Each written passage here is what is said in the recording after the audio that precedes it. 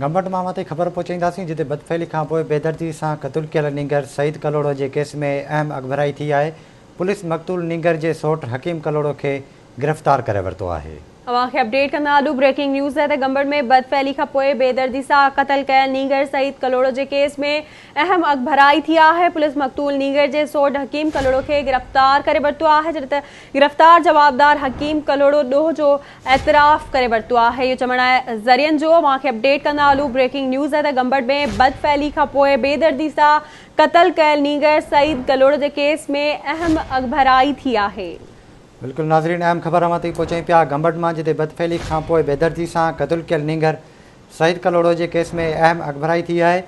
Police मक़तूल नींगर जे सौट हकीम कलोड़ो खे गिरफ़्तार करे वरितो आहे। जॾहिं त ज़रियनि जो चवणु आहे त गिरफ़्तार जवाबदार हकीम कलोड़ो ॾोह जो एतराफ़ करे वरितो आहे।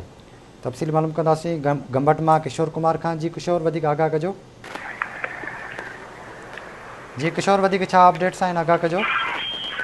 जी तव्हांखे ॿुधाईंदो हलां त 8 ॾींहं अॻु लालू थाणे जी हद में 10 वारनि जो सईद कलोड़े जो जेको मुबैना जेको ज़्यादती बाद जेको क़तल करे लाश जेको पिचू कयो वियो फसल में, उन जे केस में अॼु अॻभराई थी आहे। ऐं केस जेको आहे पंहिंजो ई सौट आहे हकीम कलोड़ो, उनखे गिरफ़्तार कयो वियो आहे। ॿियो असांजो लांडू थाणे पुलिस सां जॾहिं राब्तो थियो त उन्हनि ॿुधायो त 143 जेके उतां जा लोकली माण्हू हुया उन्हनि जा DNA टेस्ट करे जामशोरे मोकिलिया विया।